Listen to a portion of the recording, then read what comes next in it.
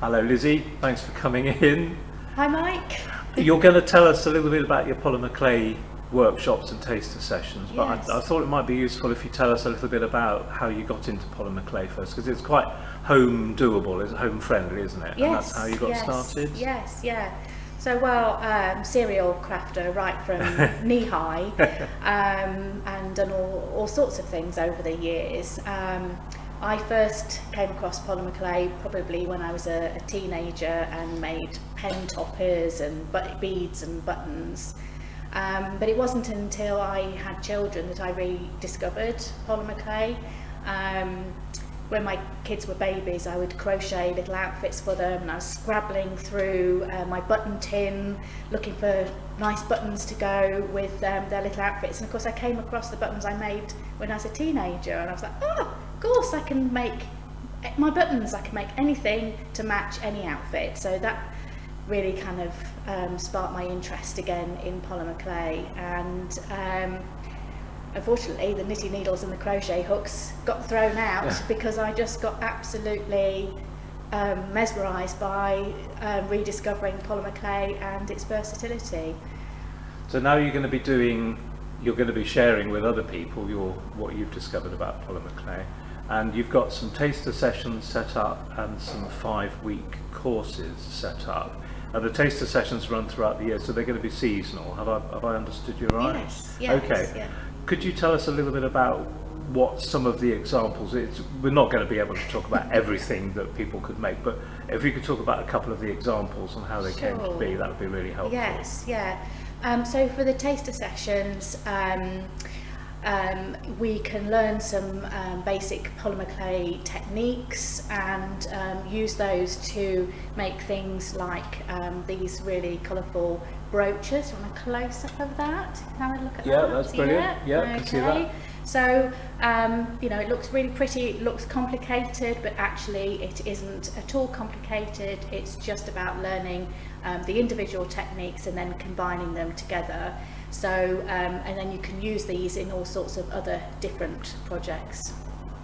So what you're going to teach people is, although it will be specific to the project they're doing on that taster, the skills are transferable. Absolutely, yes. Brilliant. Okay, we've got quite a few tasters set up, so there's probably scope for people to come back and try all sorts of different techniques. Okay. And how about the evening course, which is 5 weeks, isn't it? It's 2 hours per session. Yes. There's a bit of a structure that you've come up with. That could you tell us about that? Yes, right. So with the 5-week course, the idea is to actually go into more depth and learn more about the material and the versatility of polymer clay. Learn about how to use it properly, how to blend the colours together, how to combine them in such a way to make what we call polymer clay canes, which is a bit like a stick of rock where the design goes all the way through, and some various other techniques that we've polymer clay artists have stolen from other crafts and creations that can be used with the material. And so we'll go from week and we'll learn a different technique each week, and then we'll be able to build up a portfolio of skills, and then hopefully by the end of the 5 weeks we'll be able to combine those and make a creation with all of those techniques that we've learned. Will there be projects along each week that will result in a finished piece each week, or is it more of a cumulative? It's more of a community. I can't even say that word. Cumulative. Thing. So you will learn the technique. You'll record how you did the technique, because that's quite often quite important, is to be able to go back and go, oh, I did this thing, it looks really pretty, but I can't remember how I did it. So we'll have a lesson plan. We will actually write down the stages as we go through, so that then we can refer back to them. So we'll learn a different technique each week. Fantastic. Create some samples so we know what we've done, and then we'll be able to combine them at the end of the 5 weeks. That sounds really cool. It sounds like you've put a lot of thought into the structure as well. I hope so. I hope so. Yeah. So what is it about polymer clay that particularly appeals to you? I think it's because it's such a versatile medium, and you don't need a lot of tools. In fact, most of the things that you can use around the house, you just need the clay, and then you can bring in different things.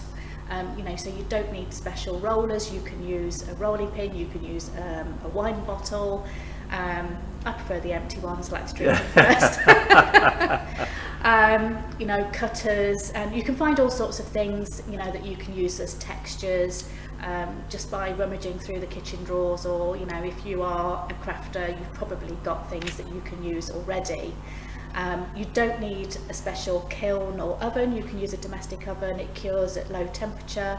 So I think that's what I really like about it, is that you know, you can just jump straight into it and learn about it.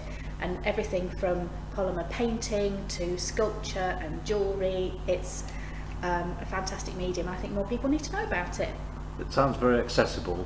Yes. Yep. Yes. And just in case people have heard the term polymer clay and they're not entirely sure what it is. Yes, so polymer clay is the generic name. You might have heard of brands like Fimo.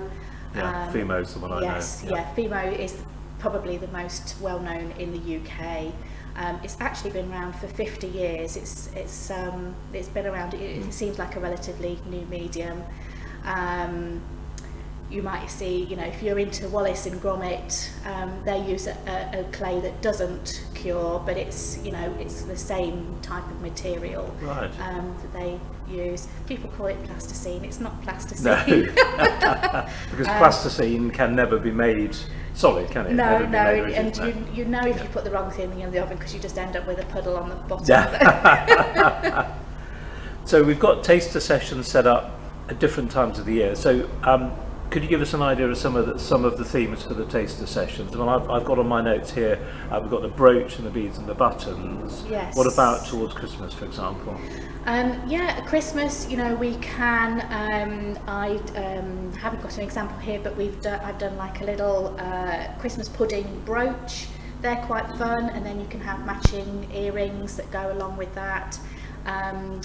We can make beads and baubles and Christmas decorations. You know, if you've got imagination, it's unlimited. Fair enough. And if somebody has an idea but they're not really that sure if it's doable, you'll be able to advise. Yes, Yeah. yes. So Okay. with the taster sessions, we'll have a specific project in mind. But I quite often find that students, you know, they'll come and they'll go, oh, I could do this and I could do that, and then, you know, they're free to run, and, you know, they've got Once their they own understand ideas. some of the practical considerations. Yes. Yeah. Okay. Well, it sounds like a really great set of courses there. Looking forward to having you in the studio.